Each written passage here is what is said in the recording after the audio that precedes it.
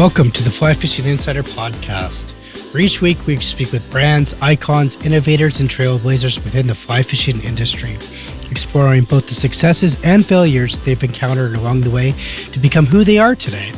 But first, if you have not yet subscribed to the podcast or joined our email list, please do so by going to the flyfisherinsiderpodcast.com, or you can also find us on Instagram at flyfisherinsiderpodcast. Now let's begin.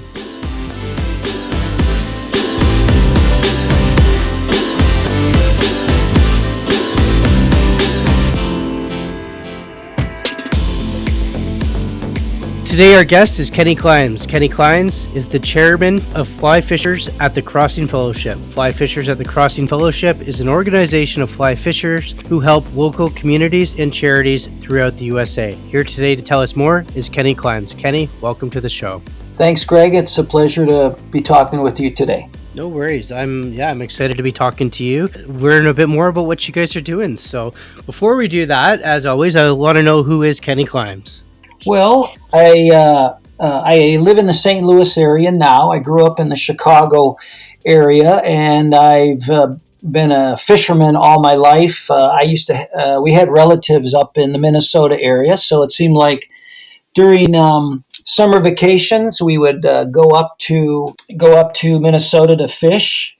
Then I went away I had got a football scholarship at the United States Air Force Academy in Colorado Springs. And that's where I bought my first fly rod. In about 1971, I bought a Fenwick fiberglass fly rod and started fly fishing at that time. I was in the Air Force for 20 years. I was a fighter pilot in the Air Force. And after my 20 years, I spent 21 years with Southwest Airlines. I was a captain for them for 21 years. And about 1990, my in-laws bought a place in Pagosa Springs, Colorado, when I was stationed in Phoenix, Arizona. And that's when I really, really got into fly fishing for trout and started learning as much as I could. And then in about 2005, I put together a fly fishing class. And from that exploded the Fly Fishers at the Crossing Fellowship. And we started it in 2007. And we've been going ever since. I'm married. Today is my 36th wedding anniversary. Thank you. And I have 3 children, and unfortunately, none of them are into fly fishing. And now, like I said before, I live in the St. Louis area, and I'm chairman of the board of the Fly Fishers at the Crossing. So, Kenny, it sounds like you've done quite a bit, but I want to talk about and focus in on at Fly Fishers on the Crossing Fellowship. For those that don't know, and there might be a few listeners out there that don't know, what is this fellowship exactly? Let's just talk about how it got started and what your core focus is. Okay, well, basically we got started in 2007. I put together a fly fishing class for a few group of men that wanted to learn fly fishing. And there were 6 of us at the time. We took a trip we had classes, took about a month to get through, and then we took a trip. And when it was all over, the guy said, "Hey, we want more of this." And I basically said, "What do you mean by that?" And they said, "Well, we want to do this more and be a group." So that's kind of how it all started. And what we tried to do is we tried to make our organization. I think it's very important to figure out what your niche is going to be. But we wanted an organization that created a brotherhood for men, so men can get together. The hook was fly fishing. And then we started into doing community service in our area and charity work, which again brings men together. So that's basically how we started and sort of what direction we're headed today. I think that's so cool. I think that's cool that, first off, you reached out to me via Instagram and then via the internet, and here you are. You know, off air, you just told me that you've listened to all my podcasts and you're just really marketing this fellowship in such a different way. And we had to put you on the show because there's a lot of projects that you're involved with, and a lot of organizations that you're involved with, and we're going to touch base on that because a lot of them are heavy hitters within the fly fishing industry. But I want to talk about some of the good work that you guys are doing locally and globally. Can you tell us about that? Some of the work that we're doing, we kind of break ourselves up into three sections: the community service, charity, and brotherhood. In the community service area, in the St. Louis area, we've been working with a lot of organizations, and one of them, a couple of them I could talk about: Rankin Jordan Pediatric Bridge Hospital. This is a hospital where when kids get into say an accident and they're either paralyzed or hurt really bad, once the hospital is through with them as far as fixing their injuries, they still have to learn maybe how to walk or how to use a wheelchair. Rehabilitation. Yeah. Right, and before they go home. And so we've been working with them. They have a therapeutic fishing day, which we love doing. We take them out fishing for an evening. And also, one of the other things that we'll be doing in a couple of weeks, they're going to have a little summer camp at their hospital, and we're going to tie safety pin flies for the kids. And safety pin fly is basically you put a lot of marabou and feathers and flash on a safety pin, and they get to wear these things, and or maybe pick some colors out and give them to their moms as a gift or whatever. So we kind of do that. We help with Ronald McDonald House, making meals for the families there. And another thing we do here in Missouri is they have set up a stream team program. And the stream team program is you're in charge of a certain area, a certain stream or river, that you count the aquatic insects, you take readings, you take clarity readings, and it just helps the state of Missouri kind of keep track on their waterways. And if there's anything wrong with, say, your count of insects are less during a period of time, then it kind of shows the Missouri Department of Conservation that, okay, we need to check on this waterway. There may be something harming the insects and or the fish. So we're involved in that. We also have a team there too in that. And what's the third one, Kenny? The third one, basically, the charity work. We do work with three charities. Every year we have an annual dinner that is held usually in January, and we usually have about 80 members attend. And we have a lot of sponsors, which we can talk about later how we got sponsorships, but we have a lot of sponsors that provide us with free fly fishing gear and stuff that we raffle off. After we raffle it off, we give the monies to three charities, which we sponsor. One is Casting for Recovery. That's a big one in the United States. Whitney Milhone is the executive director. We work with her.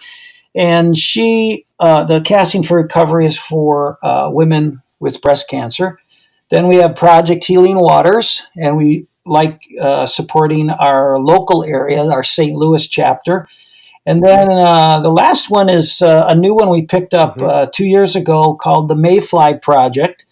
And that is where the Mayfly Project mentors to foster kids, and they mentor through fly fishing.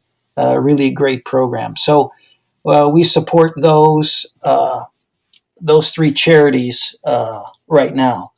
And the last thing of the three, the brotherhood, we try to get guys to join us, and once they've been with us for about, say a year or two, they realize our motto is it isn't about the fly fishing, and they finally realize that, and they become good friends, and we try to help each one of them when they're in trouble. We give you an example. We had one pass away a few years back, and he was getting ready to work on his deck. And we came in there with all our guys, and in 2 days we finished the deck, stained it, and everything for his family.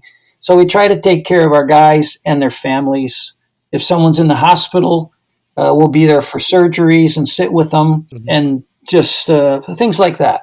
Kenny, it's so inspirational and so amazing to hear, especially with the children in the hospital and on the road to recovery, and sitting there and donating that time, because that's all people really want. It's easy to write a check, but that time of let's tie flies together on safety pins. I mean, and, put yourself in a child's shoes sitting in a hospital. It's not fun. They want to go home. They want to do stuff, and it's just amazing. It truly is. So that inspiration, like, what are the members like? What are the different various backgrounds of the members? Where are you getting them from? Where are they, do they have an association or a past that they were once there? Like, walk us through that. Like, where did the members come from and how are they attracted to the club? Well, that is a Fellowship, right, the sorry. fellowship. Well, that is a great question because a lot of times I'm amazed on where they come from and their backgrounds. We have backgrounds from guys from blue collar, white collar, from all areas of the St. Louis area and Illinois.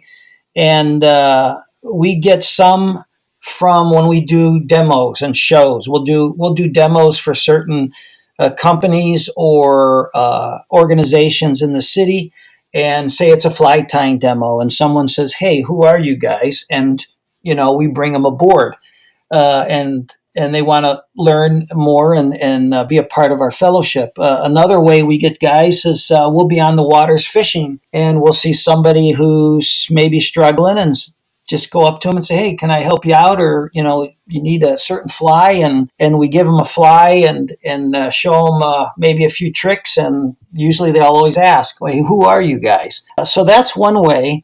Another way is by word of mouth Mm-hmm. from members that belong to us and just love our fellowship, and bring in a buddy or another friend that they know about that is interested in fishing. And a lot of times we get most of our members go through our fly fishing course that we have, and most of them go through that and learn fly fishing that way first, and then we take them on the water. If I can talk about our fly fishing class just a second, our Absolutely. fly fishing class that we Yeah. teach, first of all, it costs $20. It's the very same or similar class that some of the big organizations charge $400 for. And that money's put right back into. Sorry, I just want to clarify that Yeah, $20 put right back into charities and events, correct? right. It's put right back in. So there's, the fee, and we do have a due. Dues are $20 for 2 years, and again, that's all put back in our Yeah. treasury. Yeah. Everybody is all volunteer. No one gets paid. The fly fishing class itself is 4 2-hour indoor classes. Then there's about a 2 or 3 hour outdoor class for casting.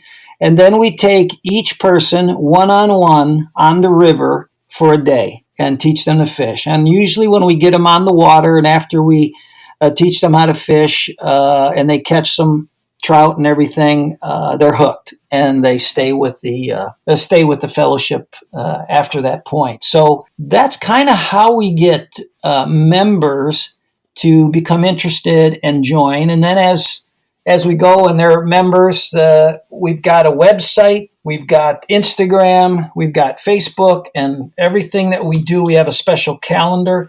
So guys can go on trips whenever they want. They can go help with classes or take classes, and they can help with events that we have. And it's all right there. A lot of stuff to do. So Kenny, just to clarify the classes you were talking about, that's like 8 hours plus of fly fishing, Mm-hmm. learning how to fly fish for $20. Yeah, that's right. A lot of guys usually, it used to be free, but we started charging money It's $20. just to hold, It's 20. yeah, we wanted to hold the guys' feet to the fire so they do show up for the classes.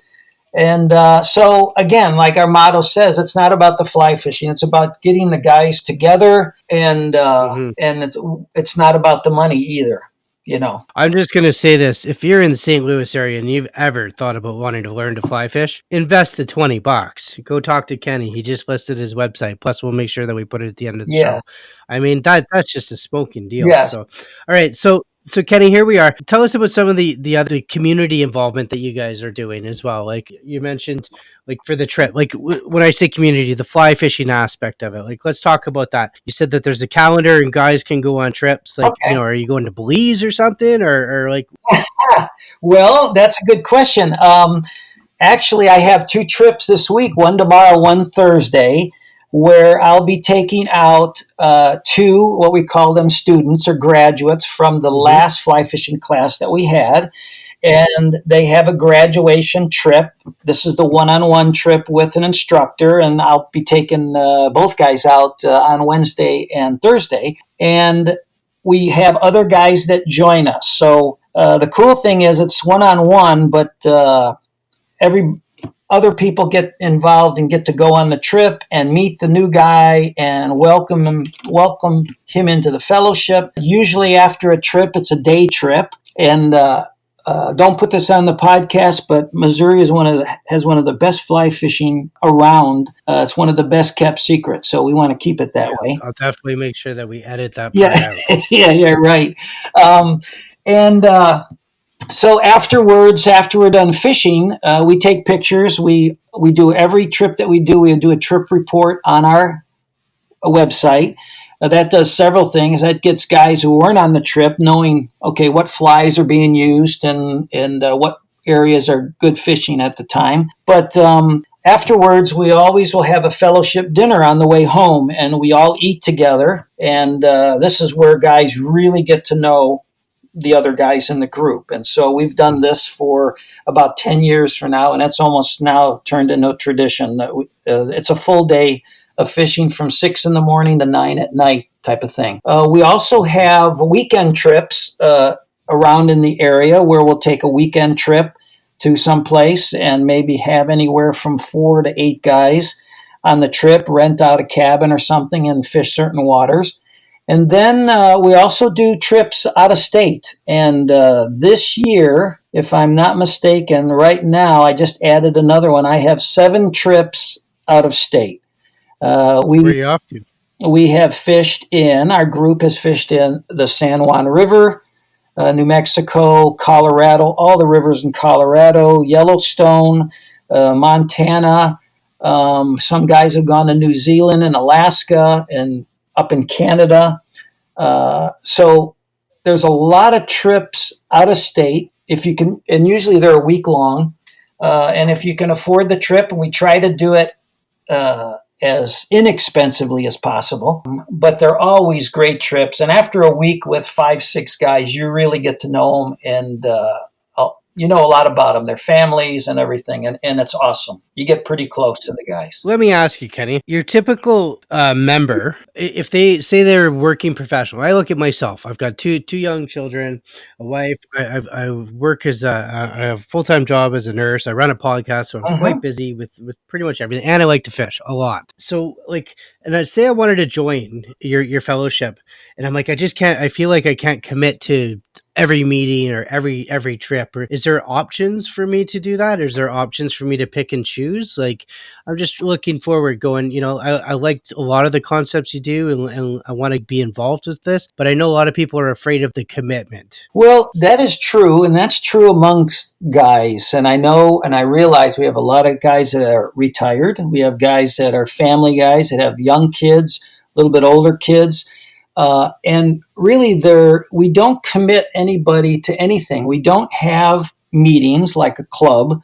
We mostly time will have events or trips. So there'll be trips put on our Mhm. calendar. And say, for example, there's a day that you want to go fishing and you got Tuesday off. You know, your wife is going to be with the kids and she's going to take them to the zoo that day. And you said, boy, I can go out fishing today. Well, you put that on our calendar saying, I'd like to do a trip here. And you will get 2 to 6 to 7 to 8 guys that will want to join you. And now you've got a group of you that, can go on that Mhm. specific trip.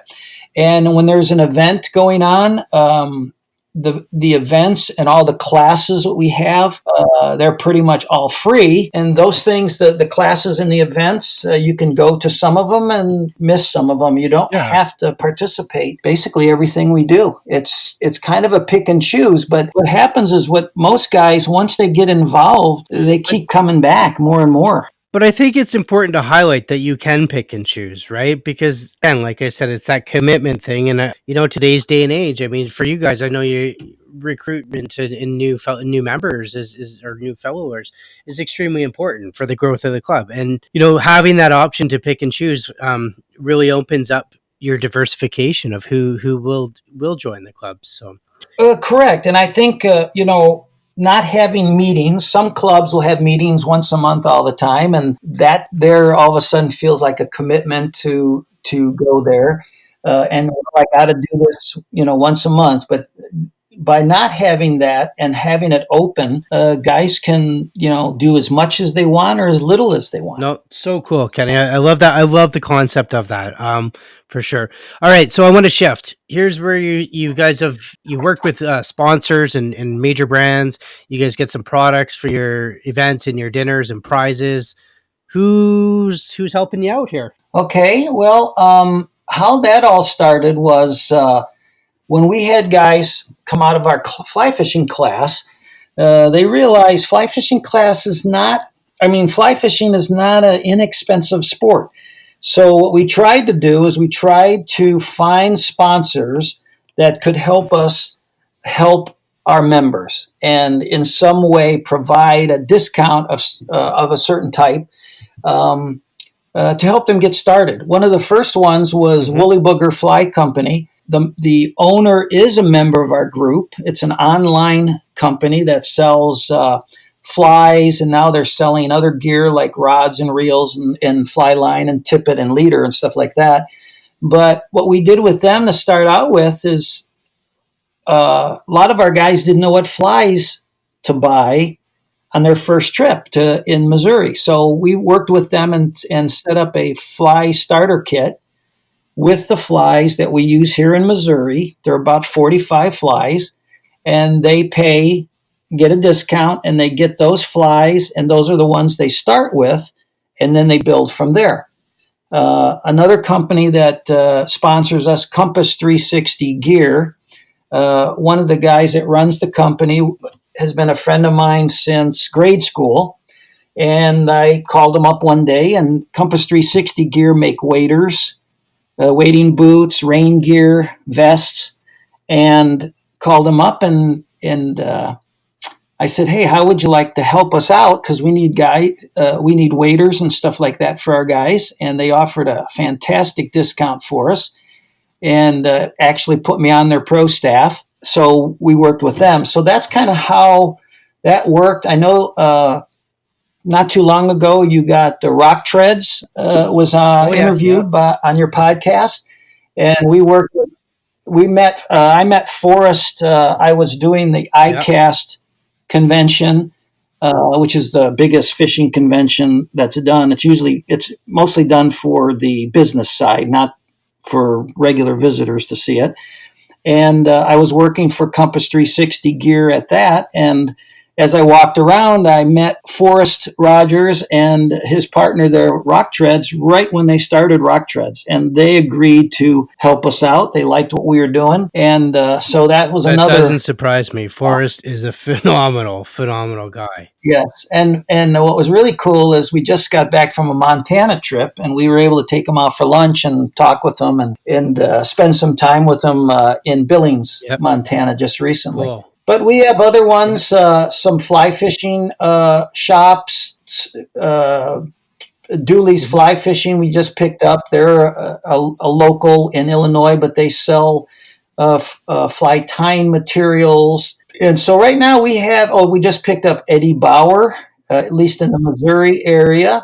So we have about 12 to 13 sponsors that help us. They like what we're doing in the community, and they're helping our guys be able to get gear equipment at a reduced How could price. you not like, first off, how could you not like what you're doing in the community? You're helping kids, you're helping soldiers, you're helping women. It's a no-brainer. Second of all, any sponsors that wanted to say any listeners that are listening and they're like, hey, you know what, I want to get behind Kenny, I want to get behind the cause and support this and sponsor it, they could reach out to you, right? You guys are always looking. I want to clarify this. You guys are always looking for new sponsors. Okay. Yes, yes, we're always looking. And one thing though, we kind of try to keep it to related to fly fishing in some way, because or the outdoors or outdoor sports, because if it goes beyond that, it gets a little cumbersome. I'm glad you said that for sure. All right. What else are you guys doing there, Kenny? What are you doing with Project Healing Waters and Casting for Recovery? You guys are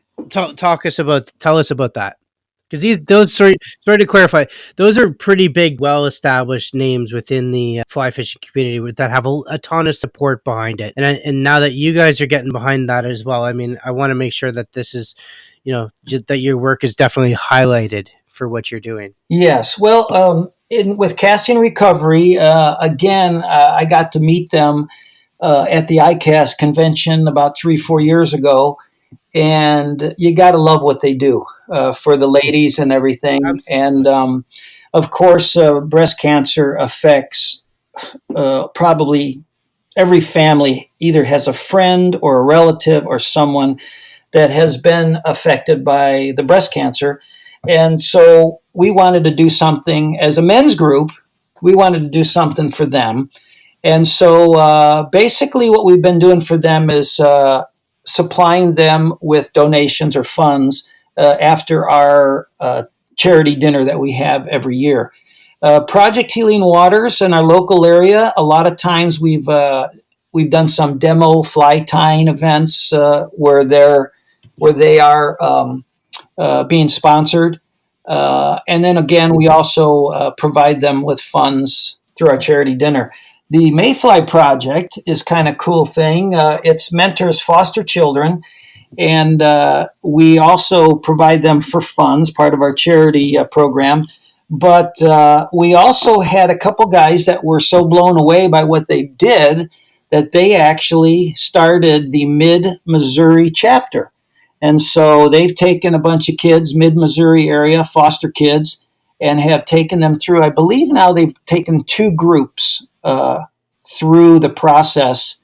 And what's cool about the Mayfly project is they will take the kids, they actually teach them fly fishing. So the kids have to go through a course. And then at the end of the course, they take them fly fishing in our local waters.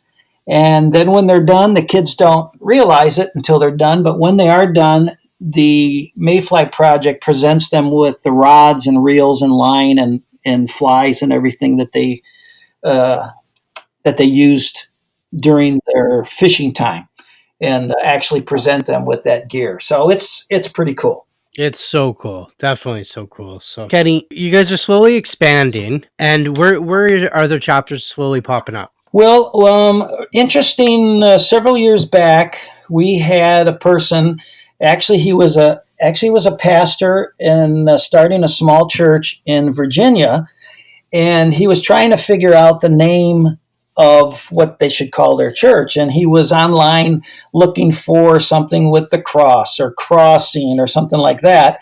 And he stumbled on our website, and he was a fly fisherman. He says, "What is this all about?" And so he wrote us, and now they have about 5 or 6 members that are from the Virginia area.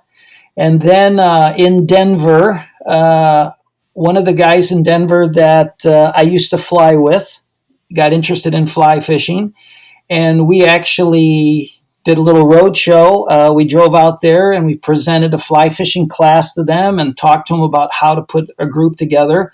And they've started their own fellowship out there in the Denver area. So those are the 2 areas where we have expanded to.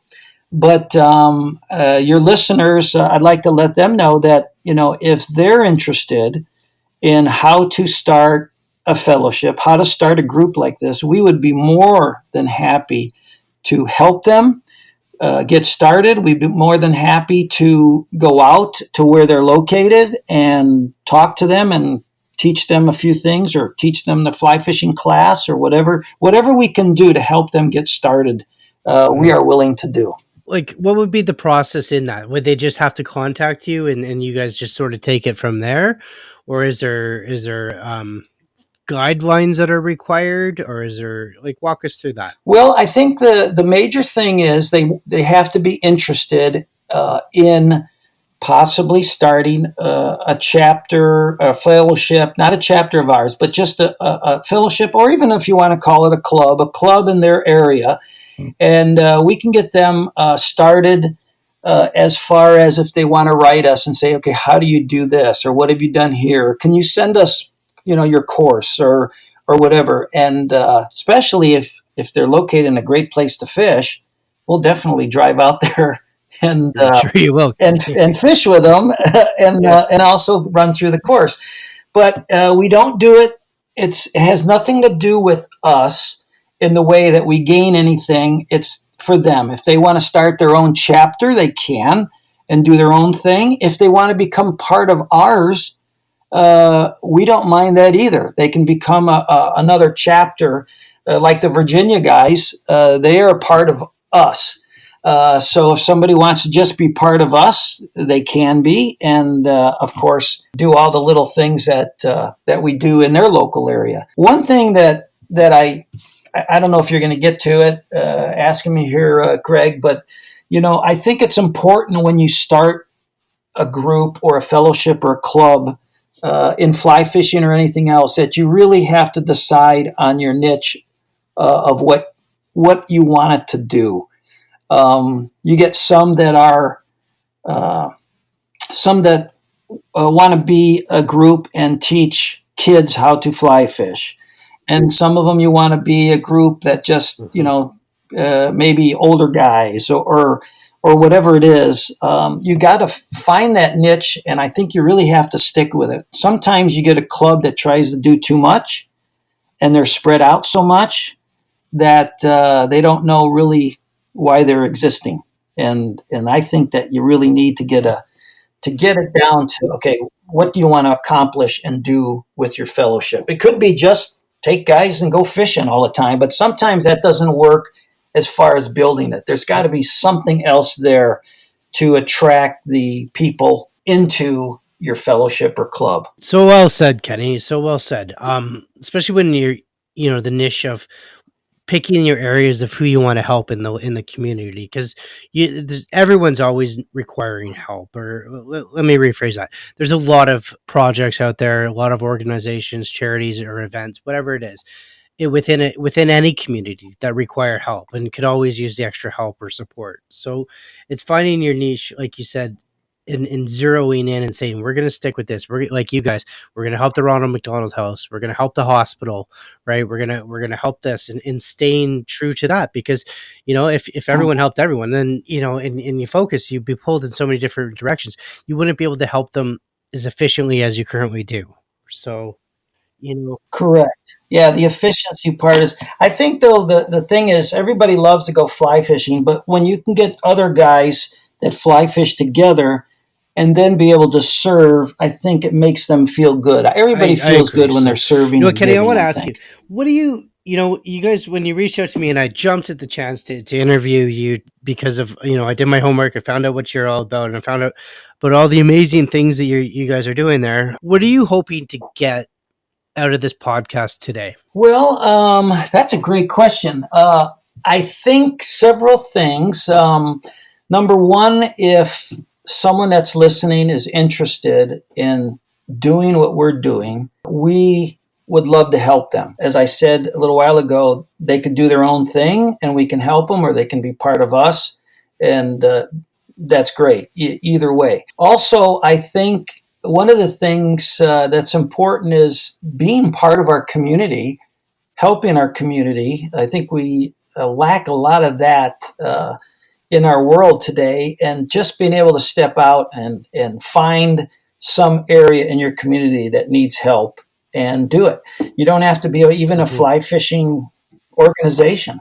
You can just be a group that just wants to serve in some way, and I think that's very important. Uh, a while back, I read a book called Halftime by Bob Buford, and it's usually for men that are in their 40s and 50s, and it's kind of talks about that midlife crisis type thing. But what the major thing that I pulled out of that book is when we're young, we're always worried about success. How can I be more successful? How can I do this? How can I make more money here? And as we get older, we realize that's not what life is about. And we turn to significance. How can I be significant in someone else's life? How can I be significant in my community? And that's kind of what we're shooting for here. And what I hope other people that are listening to your podcast can do the same for their area. Kenny, where do you see the club growing in, say, 5-10 years from now? Um, Boy, that. Sky's the limit. What would you like to see ultimately? Yeah. Well, I would like to see possibly other organizations growing up throughout the United States. And like I said, we're a men's organization. Hopefully, the ladies won't mind that are listening.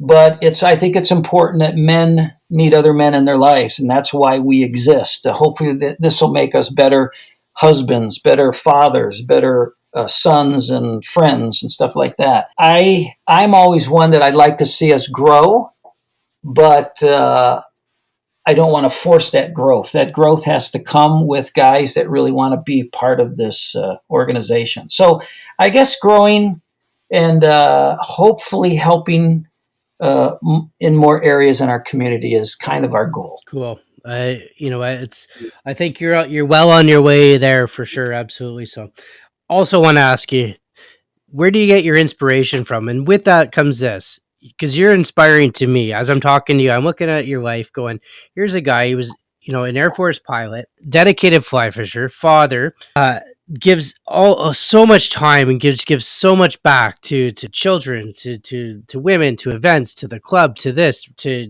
promoting the club, and it's all volunteer, like you said. No one's a paid member. You give so much back. Where do you get your inspiration from that to inspire others? Well, I think it has a lot to do with my faith and knowing and being a servant to fellow man and fellow women.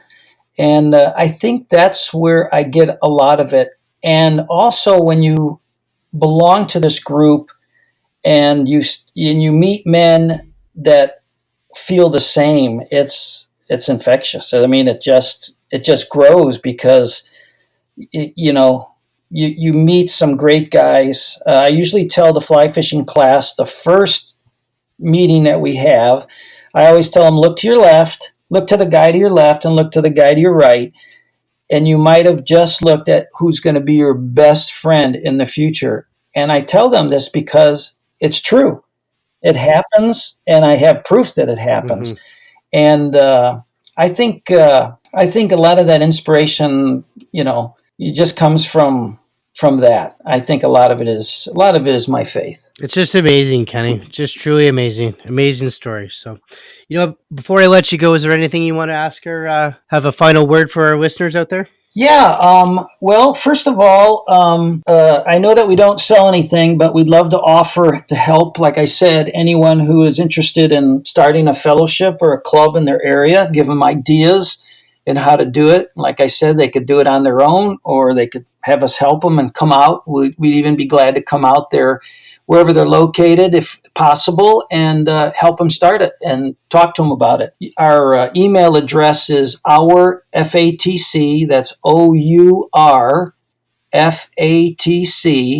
@gmail.com if they want to write us. And two of our sponsors have agreed to, for your listeners, to provide their services at a discount. One is Woolly Booger Fly Company. You can go online and see that, woolyboogerflycompany.com. They'll offer 20% discount on their site for the listeners for the month. And all they need to do is use the code word podcast. And the second one is Dooley's Fly Fishing. Dooley's Fly Fishing, they have sell fly tying materials. So if you're a fly tyer, Dooley's Fly Fishing.com will offer 10% discount off of their flight tying materials and use the code capital S, capital I 19, all caps SSI 19. And hopefully that'll help your listeners get some fly gear and flies or fly tying material. And absolutely. And you know what, Kenny, I'm going to make sure that I definitely put all that in the show notes as well. That's super nice that your supporters have decided to do that as well for the listeners. So it's just a great option. So, and again, I'm glad people can reach out to you. Looks like everything's amazing, Kenny. I can't thank you. I thank you from the bottom of my heart for the amount of work that you are doing. It's guys like you that really give this industry a boost and the growth, and it's so done. It's quietly in the background, but yet it's just so amazing the work that you guys are doing over at the fellowship. So again, thank you, and on behalf of the Fly Fishing Insider Podcast, Kenny, thank you so much. So, and thank you to the listeners as well. Yes, Greg, and thank you for having us on. Really appreciate it. No worries, Kenny.